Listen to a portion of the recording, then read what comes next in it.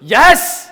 KTMs have always had an interesting impact on the automotive industry. They have been around, but like, okay, pretty decently long. They have some quirky little details to them, and people can't decide, really, in all honesty, whether to love them or hate them. It's kind of like when you eat a salad as an adult for the first time. Like,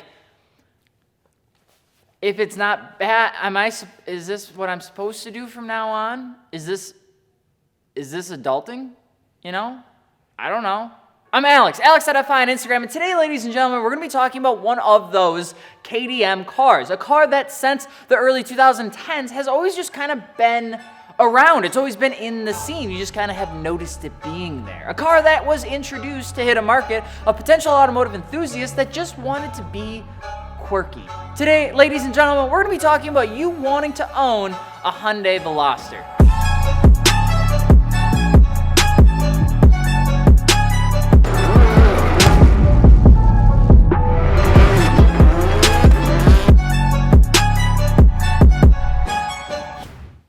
And if you're just jumping into a Fitment Industries video, hola. Don't forget to subscribe so we can keep making banging videos like this. And if you're still at home right now and you want to go drool over some stuff, you can go check out wheels, tires, and suspension over at fitmentindustries.com. On top of that, you're still going to want to put on some pants, okay? I get it. It's like week 3. You just want to not wear pants, but like it's a good thing to do so that you still have some sort of accomplishment. Make your bed, wash your face, don't touch your hands. I don't know what to tell you. And just so that you guys know, we are doing an airlift giveaway right now. If you pick up a hoodie, a windbreaker, or a t-shirt, every $5 gets you an automatic entry into win a free airlift performance kit.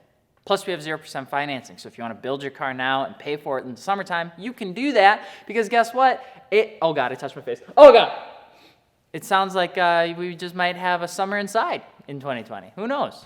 Taking it back to 2007, Hyundai introduced the Veloster Coupe as a compact, affordable sports car that would inevitably take the old Tiburon segment. It wasn't inherently too crazy in terms of performance or output, but it was a unique build overall. It featured an asymmetrical door setup thing, which was one driver door on the driver's side and then 2 doors on the passenger side, which was kind of funky, you know? A 4-cylinder engine, a little funky, non-turbo though yet, and some technology that would make any 18-year-old happy with snagging one of these for under $18,000. It was an affordable hot hatch coupe KTM car, and it was pretty good. The car would be introduced in 2011 and focused around a design aesthetic that was unique and targeted to the younger audience with its sporty styling and manual transmission, because manuals are cheaper to produce. You could get the dual clutch auto for an upgraded cost, but most strayed away from that. The car would then be played with by a bunch of different people with the plan to gain the attention of the automotive modification community, also known as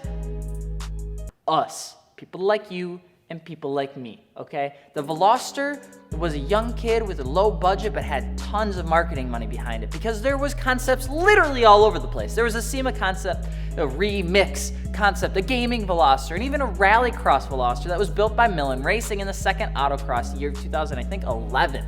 Initial reception on the Veloster wasn't too shabby either. It was an affordable coupe, so it got the job done in terms of checking a lot of boxes. It was a little different, which made it fun to actually look at and drive, and it was still a hot hatch style car, which meant it was actually pretty fun to drive. And in 2012, the Veloster would be introduced in a turbo version, which makes it go vroom vroom. It was like vroom, psh, vroom, psh, vroom, psh, vroom, psh. When you own a turbo car, the first one, doesn't matter what it is, you're gonna put a big old blow-off valve on it, even if you shouldn't, because it sounds fun.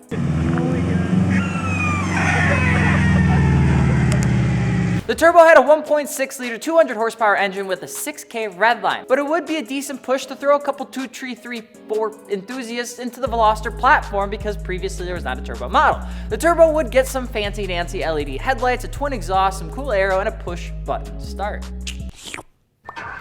Don't touch your face. The first generation Veloster had a ton of marketing behind it as well. Hyundai even partnered with Red Bull for the rallycross to show what it could do. I mean, it was in Forza Motorsport 5, which is still decently okay. Forza Motorsport 4 was my preferable one because I always just spanked Michael. Oh God, that sounds weird when I say it like that. I always whooped my best friend's ass in that game in drifting. No cap.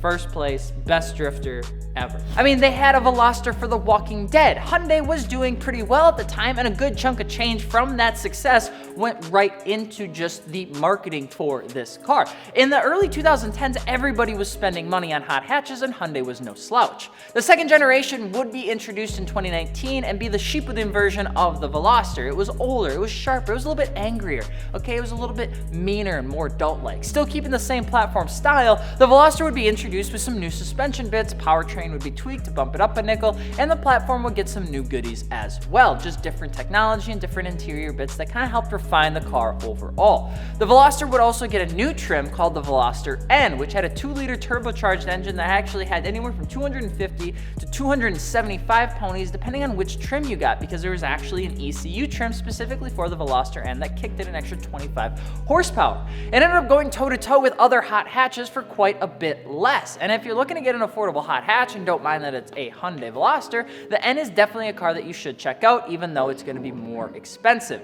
That's the thing with the Hyundai, is that it's always been just an interesting car that's generally sat below the price market of a lot of other cars. And sales for this car have continued on, and there's no real signs of the Veloster slowing down anytime soon. But we're not here to talk about the history of the Hyundai Veloster. If you want more of that, you can just go check out the Discovery Channel or something. I don't know, okay?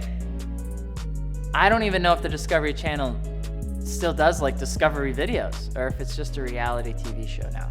We're here to talk about you wanting to own one of these KTM hot hatch things with the wacky head doors. Okay. So you want a Hyundai Veloster. Well, set down your favorite hair gel and grab your favorite plastic restore cleaner, because we're gonna talk about what it's like to own one of these bad boys. Or girls. It's whatever, it's cool. You know? Hyundai Velosters, right at the beginning, you need to know the following information if you do go to actually own one of these things. Number one, it's a Hyundai and it's an affordable hot hatch. She's not gonna be perfect, especially if you're picking one up used. Because number two, it's a Hyundai. I mean, it's just what it is. The cars were built to get into the hands of a lot of people. And as a result, you can jump into these for a really good price. And they're a ton of fun. But they did make sure that they could keep it affordable. These cars are fun little things that are spirited to drive, but aren't super fast inherently. They're made to be a car that put a smile on your face while not getting the worst gas mileage in the world. The different trims, models, and additions were created because Hyundai had a good chunk of change and wanted to show any potential market that the Veloster could be like fun.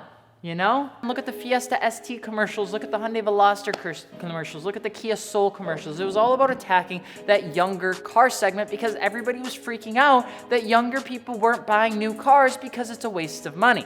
While they haven't been around that long, they have done a proper job at filling that KTM void of an affordable hatch. Not everyone wants a Hyundai Genesis Coupe of the same time period, and that's what this car did. It essentially took what people enjoyed about that, shrunk it down a couple 2-3 inches, and then you were good to go. The Veloster wasn't inherently terrible with reliability or major issues either, although it wasn't necessarily perfect either. These cars have their fair share of squeaky quirkinesses, and you have to be okay with it not always feeling like a 10 out of 10 car, because the interior will sometimes shake apart. It can feel a bit cheap. Sometimes the steering can feel a bit loosey-goosey once you start driving it a little bit more, and sometimes the exterior plastics can start to fade away because of the way that it was created. But for the price and what you get, it's a pretty slapping car. The 3-door configuration is neat and just different. And after all, when you're an automotive enthusiast, you just kind of want to be a little different. Nobody wants to be the same. The turbo trim has plenty of modification support to give you a ton of fun things to do to the car. You can get yourself a nice little exhaust note out of that little turbocharged engine, and the car is a blast to drive because it's a short wheelbase and it has a good chunk of grip, especially when you pair it with some good tires. When you're looking to modify a car like a Veloster, especially with aesthetic stuff, so looky, goody stuff, it's especially important to figure out what overarching theme you're going for. Is it a rallycross look? Is it a show look? Is it a stancy boy look? What is it? Because these cars are small, and this goes for everything. Listen up! Kids and adults, everybody could learn a thing or two. Because the cars are small, and because most cars, if you're modifying a small car, the looky one should follow throughout the entire car. You need the look to be throughout the whole thing. Not just the front, not just the back, especially with small cars because you can see everything. Most people end up going with an autocross function style look with conic hypergrams or decograms, Michelins or Toyos for tires, and BC coilovers. You'll actually see F1R, F29s on these too.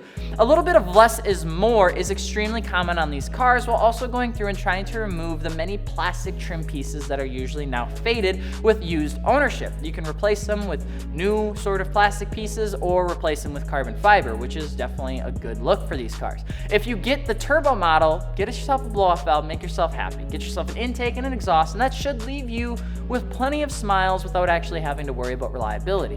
If you want a car that smokes the doors off of others, you'll probably want to look elsewhere. It's not that these cars are slow. They were meant to be fun, all right? It's like a Miata. And when you're looking at potentially bang for buck, the Veloster does just that, as long as it checks the boxes of what you like to have in a car. So what do you think about the Hyundai Veloster? Let us know in the comment section below, and of course, let us know what you want us to talk about next. If you're looking for aftermarket wheels, tires, or suspension, be sure to hit us up over at fitmentindustries.com. And if you haven't yet, don't forget to subscribe, because it would help us make more banging videos like this. And I'm Alex from Fitment Industries. We hope you enjoyed.